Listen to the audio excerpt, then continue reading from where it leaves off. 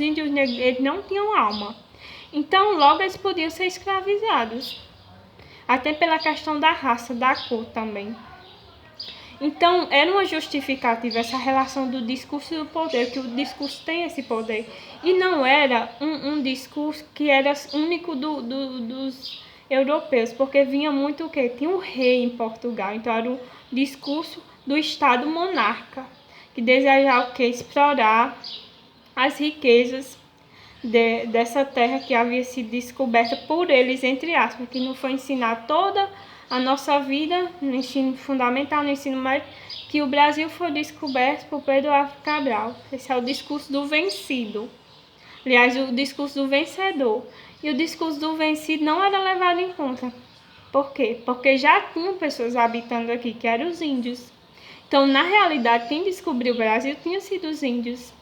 Então, era essa justificativa, que o que eles desejavam era o poder de explorar essas terras, e a parte como ia se dar isso, eles não iam se dar o trabalho de ter todo o trabalho duro, então tinha que ter mão de obra, eles não queriam pagar por isso.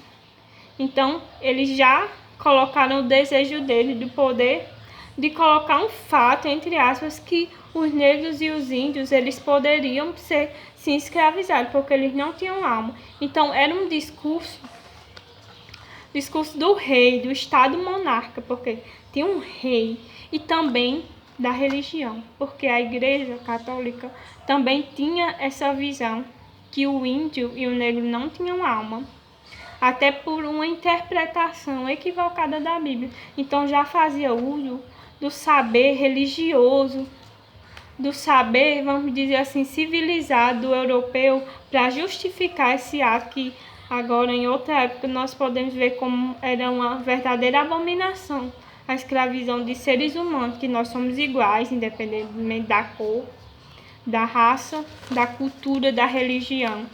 Então, esse discurso, essa ideia de superioridade que o europeu tinha, ele validava essa escravidão de negros e índios, e que era também validado pela Igreja Católica. Só que aí, esse discurso que tem esse poder, também no discurso tem esse embate, porque vão surgir padres como Padre Antônio Vieira e Padre Anchieta, que vão defender que os índios e os negros, inicialmente os índios, que os índios e os negros não devem ser escravizados. Por quê? Porque agora eles estão se convertendo ao cristianismo, à religião católica.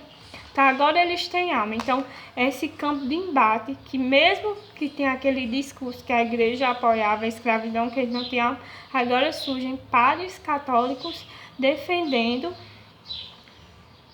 esses índios e esses negros, que eles não sejam escravizados, porque estão se convertendo à religião cristã.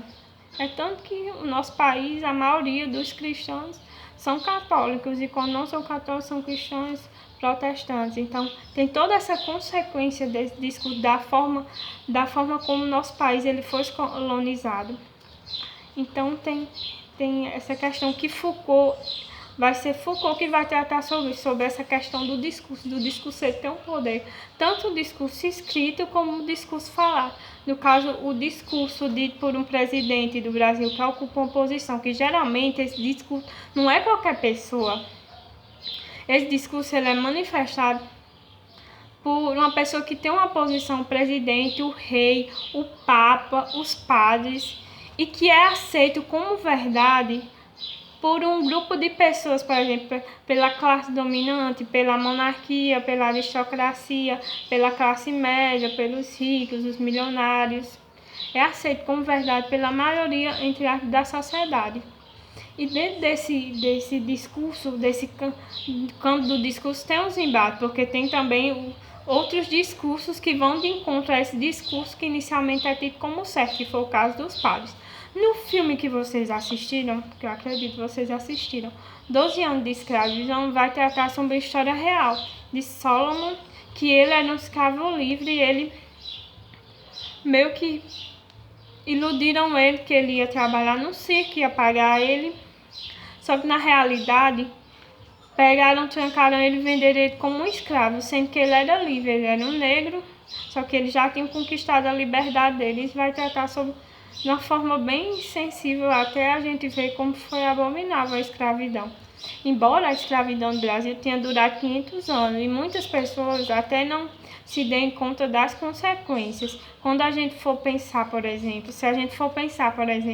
quem ocupa os maiores cargos de poder não são negros no Brasil. Embora tenha tido no Supremo Tribunal de Justiça, Supremo Tribunal Federal, Joaquim Barbosa, que foi um dos grandes percussores da investigação da Lava Jato, Mensalão. Mas a maioria dos cargos importantes não são ocupados por negros, e sim por brancos, o que já é uma consequência da escravidão.